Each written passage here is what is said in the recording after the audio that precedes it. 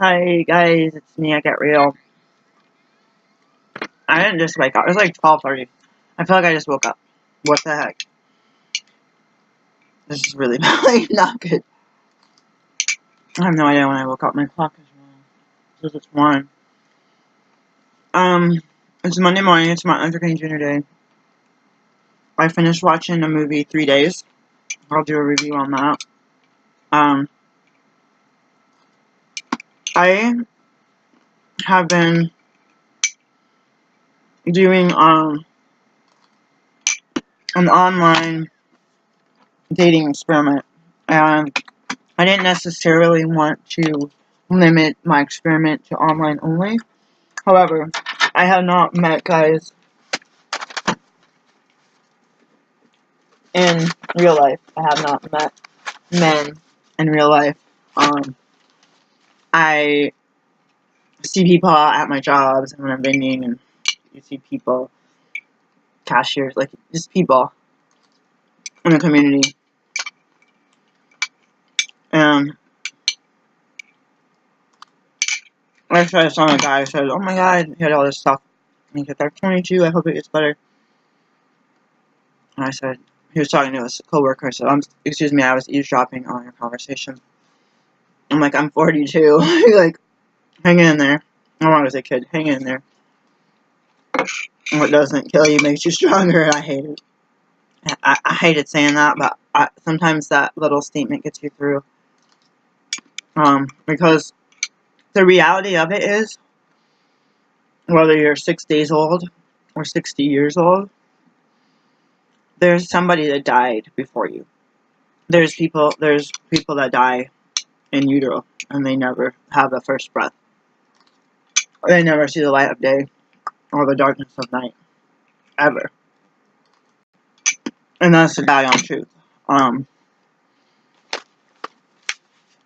did perinatology shadowing, and I saw the light extinguish in an embryo, in a living human embryo. And it's like, someone just, instead of injecting something in, can you suck that out and implant it in me? Like, there's so many, like, I wanted to have another child for so long. And there's people would say socially it's not acceptable to be low income and unmarried and bring another child. But there's people, I was like, oh, I told someone, don't have an abortion, I'll adopt your baby. First year medical school, most people would study with me after that, but I was like, I knew how to take care of children, kind of instinctually for me. I know people that have gone their whole lives, women have a timeline, so I'm talking women, because men could, some got pregnant from a corpse, okay, so men could give babies after they die. Rigor mortis, some lady had sex with in a kind of facility with a corpse and got pregnant from him. I don't know what kind of charges she got or what happened to the baby, but I'm like, really? So yeah, men can be dead and still produce young, which is pretty amazing, actually, to think about what the body can do. And the lady in a coma just had a baby, so there you go. There's many more women that are postmenopausal that cannot have children, and they were in a place where they wanted to adopt. A lot of these were white women. They could probably adopt easier than me as a black woman, but I had younger women who couldn't get regular periods, and how to get regular periods, can't have birth control, and have birth control, you can't get pregnant, they want to get pregnant, and going back and forth with those medications. I almost felt like, pull that embryo, pull that egg, and implant it into someone who can't have a kid, because it's healthy, viable. You can see the heartbeat, and then it's seeing the light extinguish, and it is what it is. It's not Jurassic Park, but it's kind of like that. That's what I say about man and God. So, Why was I talking about things? The online experiment, the dating experiment. I met 2 people. The first one scared the living daylights out of me.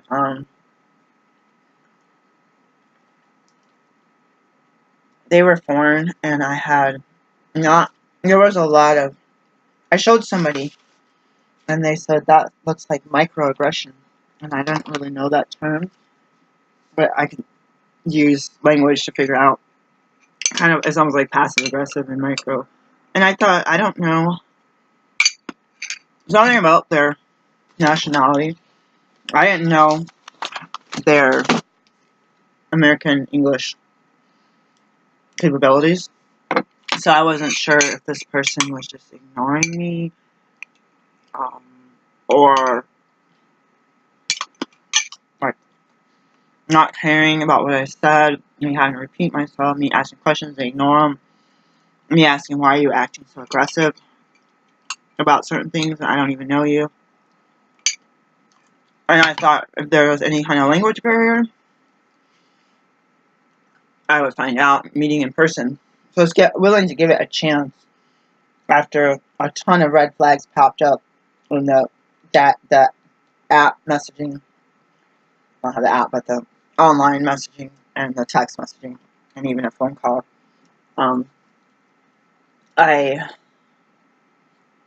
found out in real life that this person was trying to control my life, and it wasn't necessarily a language barrier. It was, I don't know if it's because where they're from, they didn't value women as having opinions or, make decisions for themselves, but it doesn't matter if it's from where they're from. Someone else gives suggestions similar to this months later, and I felt like, oh, what did I take it too hard? But that in combination with everything else, the person who was giving me similar suggestions about parenting and kids and young adult kids, they had known me for like a year, and they had met one of my kids, and heard my stress. So I understand seeing my stress. That's super salty. I don't drink a lot of water. So the second person, there was like, it's like I like this person, and I don't know. I don't know what to do. So I should have posted it. I thought about I'm gonna sell this book while I'm talking. I never read my homeopathy books. This is a book for sale. You want to buy it? Complete Homeopathy Handbook.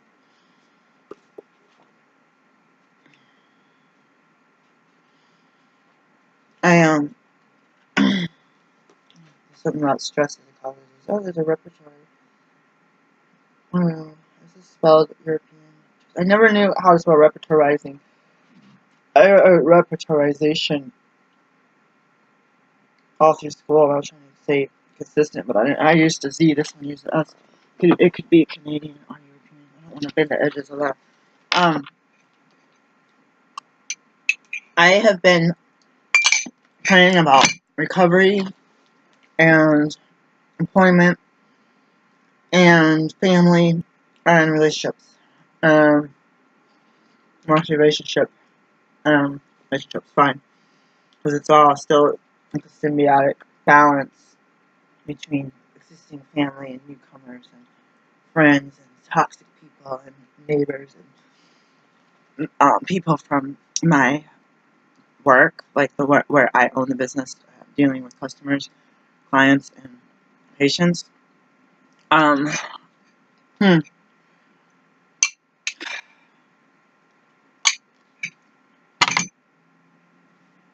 I shared last week that I want to have my way, and I don't. It's not like, oh, I want to go work a job, get a good payment after, get a good pay after going to college, working hard, and then in 3 years, and go to the bank and buy a house. Like that, I tried that, by the way, but that kind of control is a different type of control. It's how to balance having friends and relationships and being able to think about what you want to happen. And then for me, being impatient, and then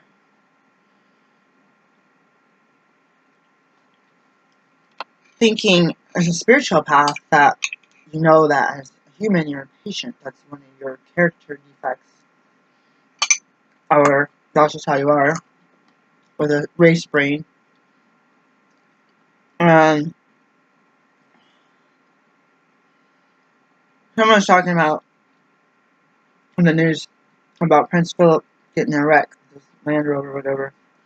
And it's interesting that the lady wanted an apology letter. I'm like, I never once got an apology letter when I got a car accident. My life has been changed forever.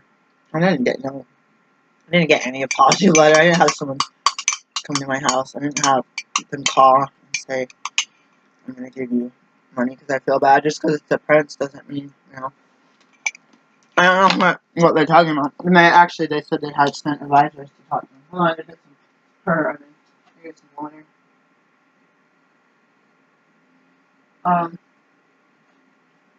Where is my last water bottle? I feel like it's like a brand new one. I do not remember drinking a whole bottle of water. Mysteriously, I probably did. That's probably why I probably brought this upstairs, huh? I can't control potential date partners or potential for long-term relationship. I have to deal with myself as a person. Bank must be close to it too, huh? I forgot about that.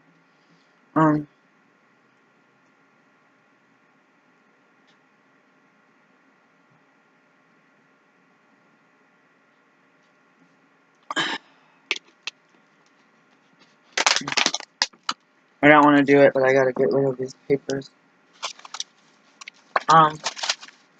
Look at all these papers. This is not the only papers I gotta get rid of. Looks like someone's out the front door. Some of my business.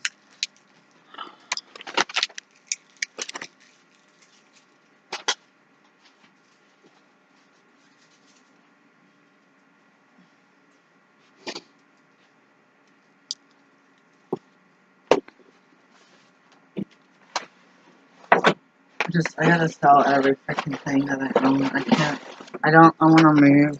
I can't be a stomachache. God.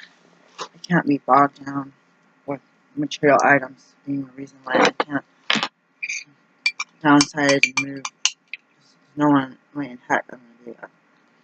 I'm gonna have to hire like 3 days worth of work to be able to box and move this crap. I'm just gonna check for paper and writing, and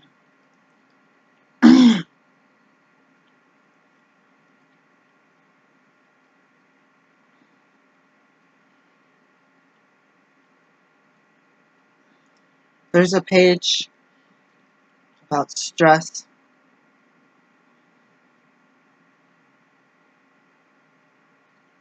Being a cause of disease.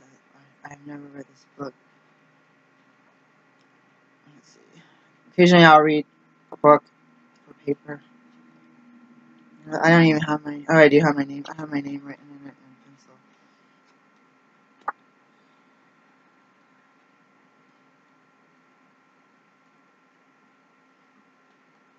Alright, so I'm going to put this...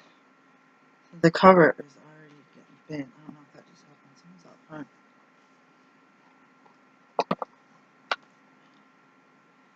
So when I felt like I was drinking at a young age to control the pain I felt, the emotional, physical pain that I felt from being abused, I would try to tweak and overuse substances to get the maximum effect. and combine certain substances and avoid certain substances when I'm using these substances, and avoid tobacco smoke if I was on certain other substances, and to not eat. Not that I did that on purpose, or to figure out the strongest way to ingest something without a needle, and thinking that I was in control. In reality, that addiction was in control.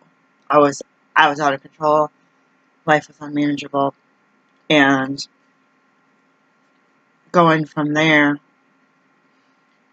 to being completely sober and having my body unnumb itself and getting off tobacco. This lady suggested I try to get off tobacco after cleaning myself, and she's like, "Oh, you're gonna smell like tar, like tobacco for a while." And I remember getting in a car with her to go to a sea salt place to get some bath salts, like the actual salts for your bathtub. And it was hot, and she said, I could smell it. She was like, it happened when she quit smoking, she could smell the tobacco product coming out of her pores. The first 3 days were so hard. The first 3 days, I remember, at least 3 days, that was the hardest time. And what happened was having myself be,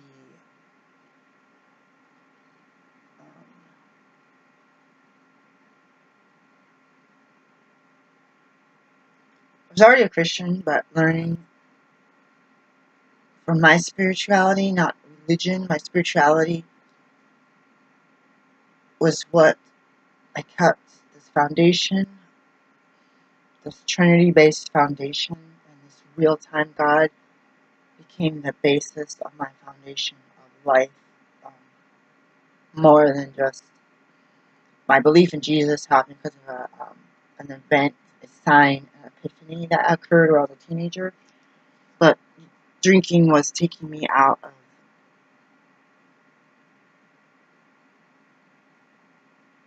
the pain, like I said, of the abuse, and the loneliness, and the despair, and the hatred, and then the self-hatred that I had learned from my family. I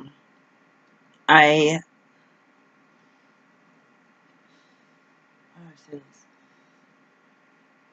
I would try, so I tapped into that faith, and then I would try to tweak my life and adjust things so things would go the way I want, like I did when I was drinking. And then I would think that I was in control, but a different, like yin and yang, a different type of control was a power greater than myself that I don't understand, was in control. And the meetings I went to, so everyone had their own sense of who their higher power was, if they had one. It's not a requirement. Your requirement is to quit drinking. It's your requirement of membership. And you don't even have to quit drinking. It's just like the desire to quit drinking. Oh, I forget how to say it. They don't kick you out if you drink. If you're there drunk and you smell like alcohol, they don't kick you out. It's that desire to quit drinking. Or the court mandate it, whatever. Someone has a desire for you. So if I chose that, people say, oh, haha, the funniest joke for God is when you make plans. And God laughs. You made plans for your life. And you want your higher power to guide you to do His will, not your own. And you often hear the people that were in drunk driving accidents and went to jail, were in the drunk tank, shaken, in treatment, and messed their job up, or lost their medical position, or they had to go to the board because they had a problem. People caught them on the job under the influence. Like, that's what they would say, that their will and their decision making got them. They thought was a good idea, got them into that mess. And we all have our messes. So then surrendering to a higher power that no one, that I can't explain, puts that will on the will of Him, and my Creator, and that I can get through meditation the guidance of what to do in my life. And what I think I want, like, God, it's going to be, or it's not the right time, or it's not the right thing. It looks good from the outside, but it's not the right thing. And being that 3-year-old little brat, like, I want it. And I learned, and I've said this many times, that when I left the abusive family, I realized that I had taken on some of their characteristics, and that I had become bratty and selfish. And I acknowledged it. Like, I acknowledged it a long time ago, not just in 2016 when I went no contact. But I was such in survival mode that wasn't the biggest fire that needed to be put out at the time. That was something that was burning, but it wasn't out of control, where it was going to destroy my whole life. It eventually will. One little speck of fire can destroy all of California, for Pete's sakes. Look what happens. One little spark. And I end up knowing this. So that's one thing I like about my program. We dwell on, oh my God, I can't believe that's how I act. But when we admit it, we admit we have a problem, and we ask a higher power to guide us through prayer and meditation to work through that problem and get past it and be victorious. That's really, really powerful. That's really, really uplifting. And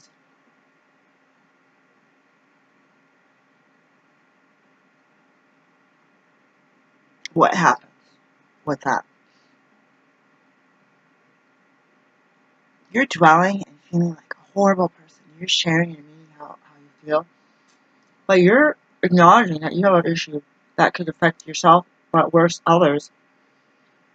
And you're uncomfortable. And you don't want to be like that. And then you freak out because you're like that. And you go, oh my God, what's wrong with me? But what's worse is not acknowledging that's a problem and continuing that behavior and not trying to do better for yourself and your community and for your spirit person in the spiritual realm. That's even worse, in my opinion. This is all my opinion. So I needed to share about this dream that I had. And it was a full moon and eclipse last night. I saw the first half, but I fell asleep during the darkness around 9. I didn't even set an alarm by the time I woke up. I couldn't sleep. It was like 6. There was 2 garbage trucks. So there was a bunch of garbage trucks going on at 6 something in the morning. So that totally woke me up. I probably should have looked out at the actual full moon. What was left of it over here.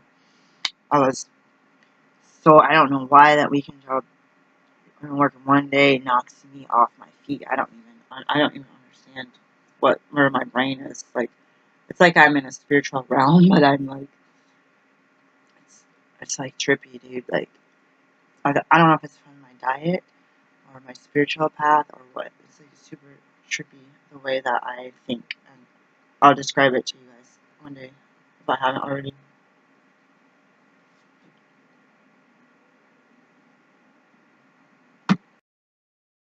So in this dream, there was a shadow. Because it's a dream, it's surreal. There was a shadow of my brother hating me and talking about what a brat I was and how pretty much anything that I had was because I was a brat and couldn't do anything for myself. Basically what our parents would have also said. And then the non-covenant ex-husband were instilled in his wanting to be with other women was a shadow of this dream. And in the dream, I was looking in on, like, it's like a movie set, looking in on this stage. And what's weird is watching a movie 3 days. It took me like 2 days to watch the movie, 3 days. And it took me 3 days, actually. And yeah, it actually took me 3 days to watch the movie, 3 days. There's a baby in that movie, okay? And then there's a story in the news. This is real life. There's a story in the news about a couple or a pair of friends that committed suicide by asphyxiation nitrous in a hotel room, and they were musicians, I believe, or they actors. They're some kind of performers, and they went out together recently. So for some reason, my dream had these two people, but it was like the woman was like blonde, but that was like me, but it was like I was looking at fishbowl, and the guy, and they became a couple and moved in together. And they had like 5 pianos. They put 3 of them in the bedroom, so it was like a huge bedroom, 3 upright pianos, and they had two big beds, and one was messy, like people used it, and one was made with stuffed animals on the cover. And in the dream, it ended up being me. I was the partner or the girlfriend or the wife, and I had got pregnant, and I don't know. The guy had said that he wanted to do like a threesome with another woman, and it ended up that he dumped me for a tall, slender, professional-looking, straight brown hair white woman. And in the dream, I wasn't necessarily black or white, maybe more like in the beginning that I remember. But at the end, it was like I was a child, and I was small and dark, and that I was holding our baby and watching the couple laughing, and talking, and hugging each other, and holding hands, and kissing in my house, in our house, while I'm holding our baby. And I had just been abandoned in this one night thing turned into me getting dumped, and the man being with this woman that there was no way that I could compete with. He didn't care about me, didn't even say let's break up, or they just like abandoned us. So I had said I'm going to take the baby on a trip. So I went on a trip, and it was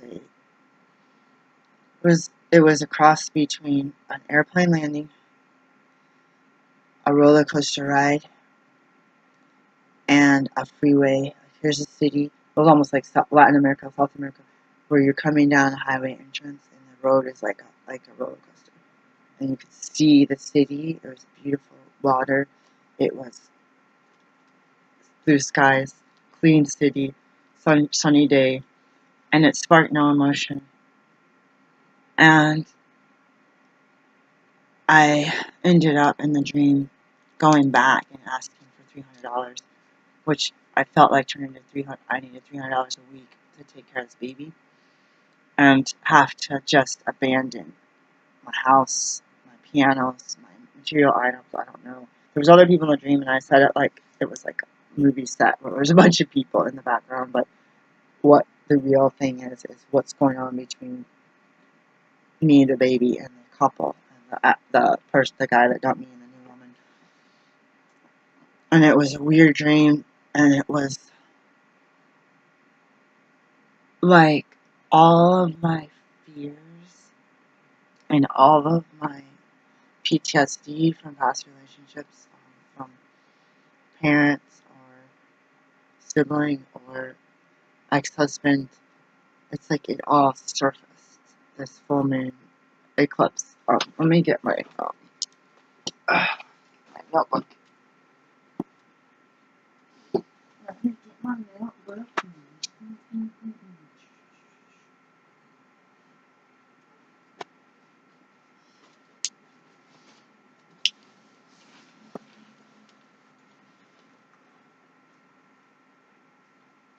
I had a woman's red book over here. I don't know where it is. I should sell it. Alright, so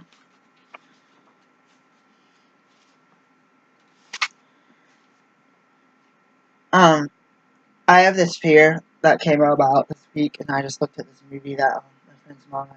I don't know if she was a part of it, and they're bringing down the house where it was another woman, and the guy adopts like with a woman, with a new woman. Not necessarily different reasons with a new woman, and then he ends up going back to his wife. I just had that fear, and being over 40 and trying to date, and a lot of people have already been married and divorced at least once, like myself. Alright, so I basically faced all of my fears in a dream that I had no control over. And I finished watching a movie this morning. I tried to watch a little bit other stuff, and I couldn't get my mind off. So it's already like 1 o'clock in the afternoon, and my mind is like just freaking out. Like, I don't know, like it's like I want to numb my emotions, and it's like it's like jobs can come and go, but I don't like disposable relationships. So it's almost like you don't even want to continue. Like it's not like that, but you're like the little devil's like, don't even try something new. Don't even try to make this work.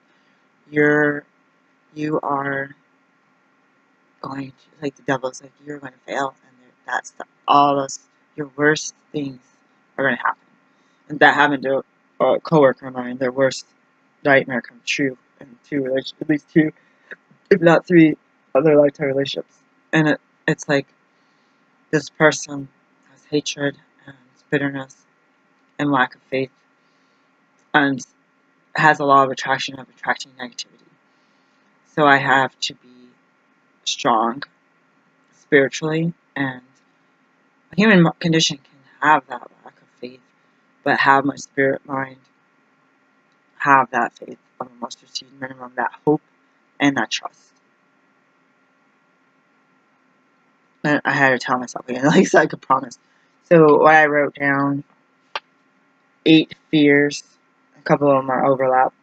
1, fear of adultery.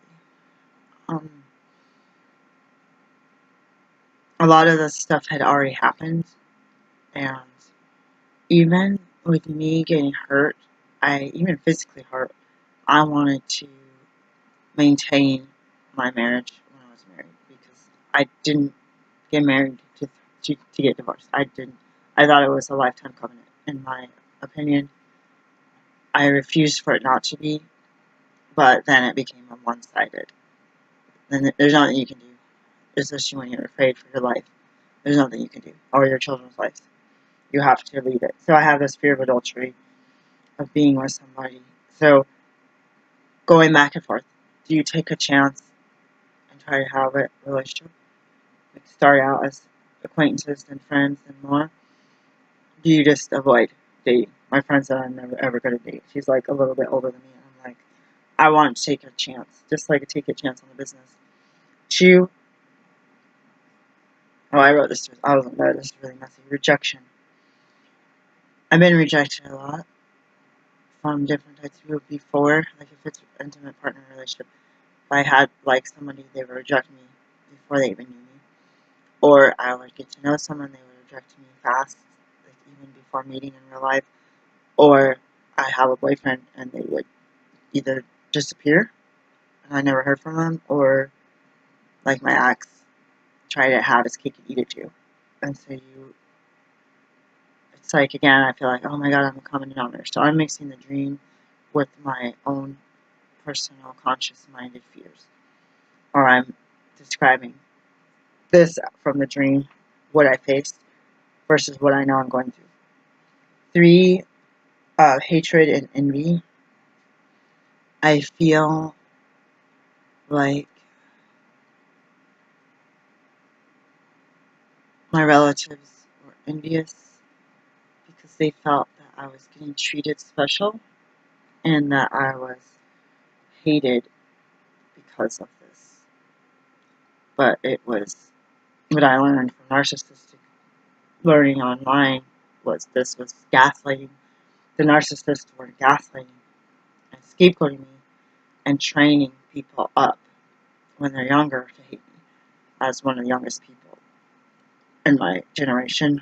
Me and my cousin, actually my cousin's little sister. So it's like being the second youngest in our generation. We did not have very many cousins at all or siblings. We were like a small family, mostly for my grandma, like my mom and my dad. It's like two kids, two kids, two kids, two kids. Like except for my aunt had 3 kids. My mom's sister. It was very small and very few first cousins, and they were like half first cousins at that. But it was gaslighting, like making me look like something I'm not, and using me as a scapegoat. But having tried to set aside our differences as a mature adult and speak to my relatives like mature adults, they were still stuck in that. Her piece of cake is bigger than mine. What's her birthday? Let her have mine. Like, I'm just using an example. Because God knows I barely had any birthday cakes for my birthday. 4, abandoned. That was a fear. My ex-husband used to leave me and go party with friends and party with strippers and party with single women. And my son had dental issues and was crying all night one night, and I called him. And he's like, "You're messing up my game. I was about to get some. But now you're calling." I was like, "You had to come home. My kid is sick. He won't stop crying. I need help." And just imagine never, ever, ever having the kid's dad help with the kids. Ever. Not once. We had strange men in our house babysitting and caring for my kids more than their own dad. And that was only a few times. But if it was only one time this guy named Mike babysat, I don't even think his girlfriend was at the house, so that we go to the party for a couple hours. That was like the one time. I think they were in bed too. Like he was more conscious of the kids than their own dad. So I have this. I'm at home, keeping house, going to school, going to work, cooking, cleaning, doing laundry, spending my inheritance on you as a partner, and you leave me and your children, our children, to go have a good time with another woman. Like, I have that PTSD fear, and I had that in my dream.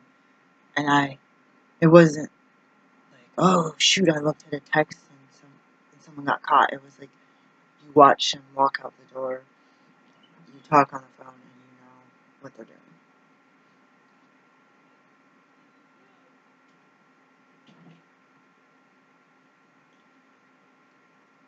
If I have abandoned a child, also in the dream and also in real life. So that's one of my fears. Is women and men come together. It takes 2 to tango. If a woman is pregnant and man abandons, doesn't take responsibility.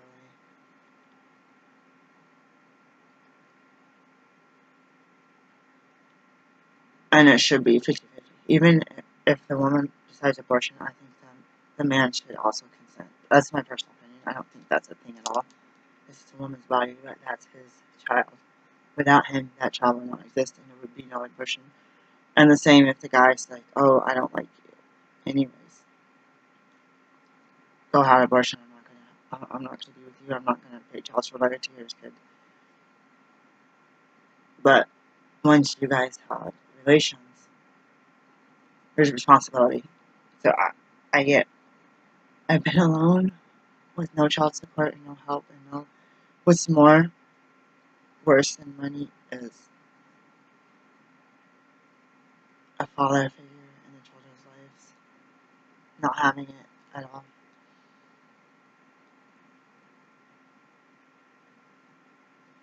My kids got treated poorly. I had a racist gym teacher. And it's like, God, the last male figure they would gotta have when they were younger. 30 minutes, they turned it to 30 minutes, like twice a week of gym class. Like, you can't even do anything in 30 minutes. Like, you gotta come dressed, come in, well, as soon as you come in the door, you gotta do your exercise. It take us 15, 20 minutes just to set up a game when I was in gym class. 6, poverty. In the dream, I abandoned my life. I couldn't do anything because I had a child. It's like, you can't just go to work and carry your baby. You gotta pay for daycare. If you can't pay for daycare, you can't get a job. So it's a double-edged sword. And if you have a job and pay for daycare, your job probably doesn't pay enough to cover daycare. And so, being able to contribute to the household and then having this other woman take over in the dream was like what happened when I was married. I owned a house, I owned property, I used my money, I was using my money and my family money to pay for the apartment and my work money and trying to have him babysit a little bit so I could work and go to school and then having to flee for my life and flee the potential for getting diseases because he was sleeping around, fleeing because of domestic violence and substance use inside the house and people were using needles. And I told him, no, you or these people cannot be in my house doing that. And so I fled into a homeless shelter and had a joint bank account, took the money out, and complained, and I gave it back. I think I also gave back the roll quarters that I swiped. And so I'm sitting in a shelter with my car, and I can't work, and I have not a dime in my pocket. I mean, I did work, but it was only twice a week, and I had to take my kids with me, so I had no daycare. So this happened in real life. In the dream, I was like, I was abandoned with child. The house that I helped build was ripped right out from under me, and then I was left with the clothes on my back and a baby in hand. I did that before. And you have nothing. If you have a wallet, it has a driver's license in it. It might, like, I have a penny right here. It might not even have a penny in it. I have a dime to my name. Maybe look in the car. And then 7, I couldn't read it. It says uncertainty, or it's just so sloppy I can't even read it. I don't know if it was uncertainty or what was the other word I was thinking of? Uncertainty. It's like really dusty. I'm gonna write uncertainty. Uncertainty is what, yeah. In the dream, I thought I was with a forever partner, made a covenant, and it was broken, which is the next one. And you made the plan, like you made the plan to go to pre-med, to do, like I did, what did I do? College prep, decided out of 8th grade, 7th grade, 8th grade, college prep, high school, go to college, undergrad, get a degree, do pre-med, prereqs, and get into medical school. You have this plan, but something falls apart, and it's no longer planned, so you're just lost in the world. And you put all this effort in, and the other parties are denying you what you work so hard for. 8 is a broken marriage covenant. That was in the dream because it just someone else came in. So this again also happened in real life when I was married. The one time I was married, and in the dream, instead of being like a confident, strong, beautiful, intelligent woman, I was like an animal, like a dog in a dog bed, like go lay on the floor and take care of your puppy. I was like treated like an animal inhumanely, and I watched the white people be together, which happened in my marriage.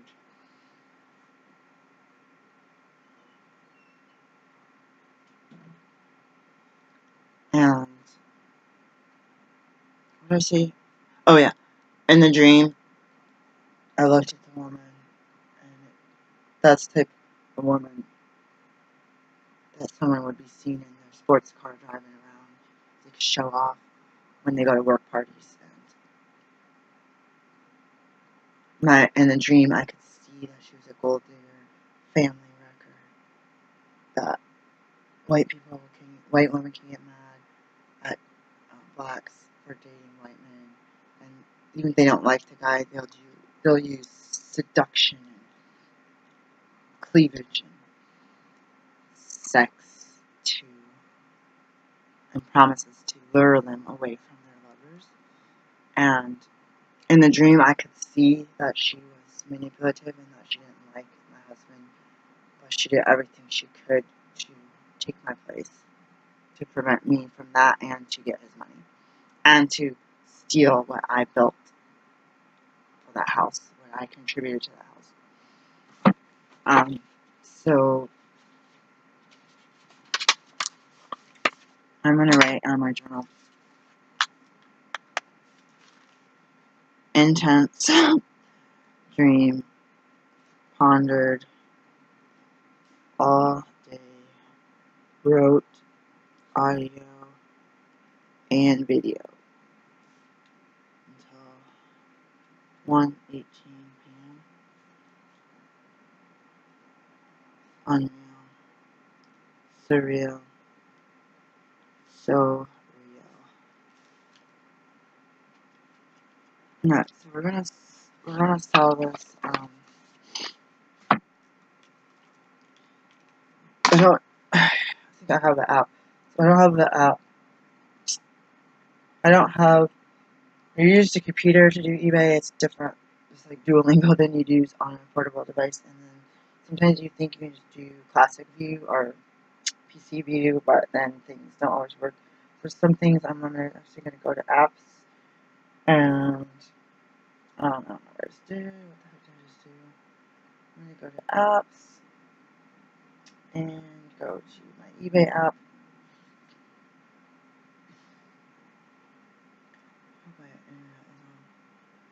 And then I'm gonna see if I don't think I'm plugged. I don't think I'm logged in. Hold on. Let me log myself in. Oh yeah, I'm logged in.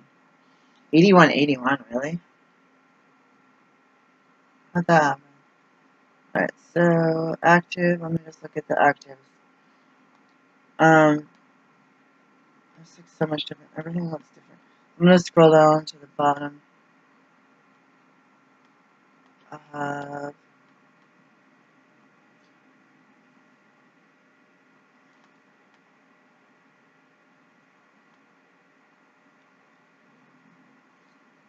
hold on. It's taking a long time. It keeps freezing. Okay, I have these two, $4.99 or $5. I'm gonna put this shirt. Wait, what did I just do? Revise item. So this extraordinary makeover shirt. I'm gonna revise item. I'm gonna do 2. So this looks completely different than all my other ones. So I'm gonna change the price to $5.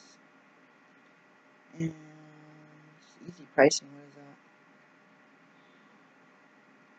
that? I'm gonna go to offers.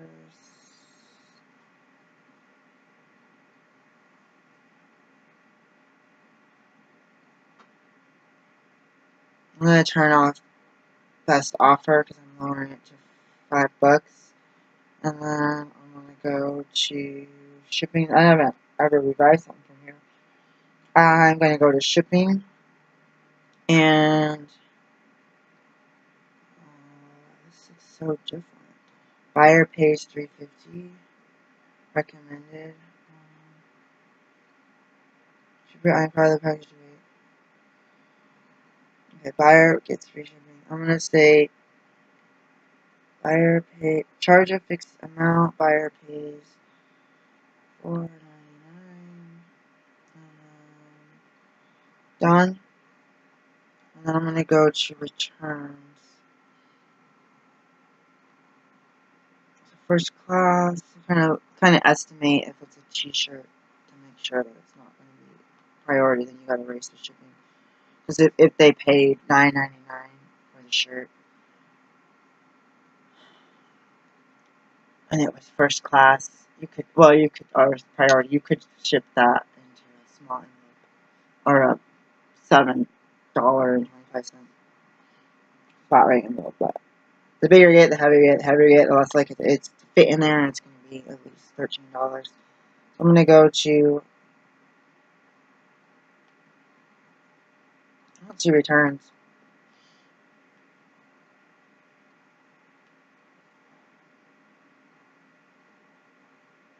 Seller pays shipping.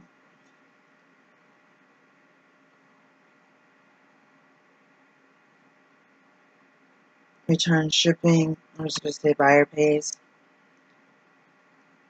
I didn't save it. Hold on. So buyer pays, save. I'm going to saving it. And they're done. And I wonder if I can, let me click the pictures. Okay. I don't want to mess it up. Alright, so I'm going to say revise it. On the phone I'm really fast, but this is new. It's got more options. I need to put easy pricing. I don't know if I have to pay for that. Be sure item. I'm not going to do that now. I don't pay no fees and shit.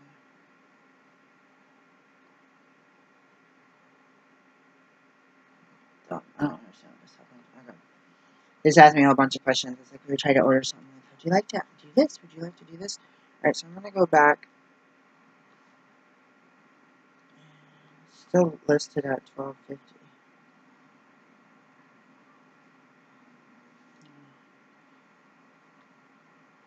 That took forever. Like, seriously, forever.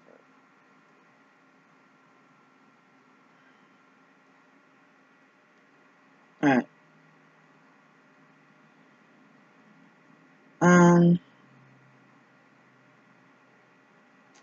Handmade bracelet. Revised item. So I'm just going to do the price. I'm going to say $4.99. I'm going to say turn off best offers. Save. I'm going to go to shipping. I should do free shipping on this one. I'm going to do, I don't want to do free shipping. I'm going to click shipping.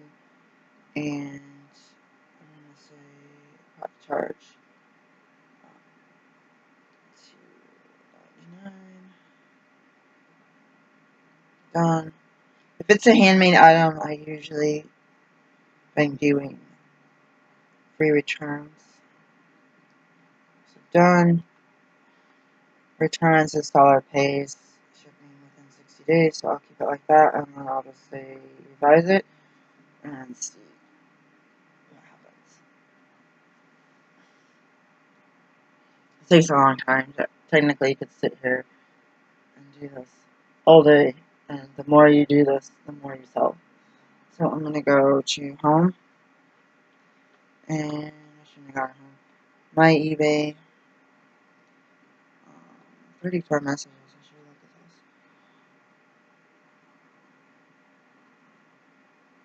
this. So invoice, eyes on item, drop the price, take the survey, offer for books. I sold that already. I think they got at my best offer. Like if they like say you want $10, but you'll accept 5. If I did something, I don't know. I haven't accepted the offer. So now that this is new for me to use this, I'm gonna go to search, and I'm gonna say the complete homeopathy handbook. The complete. Oops. So what does that dream mean? I don't know. I'm going to make a part 2 video so that I can divide this up.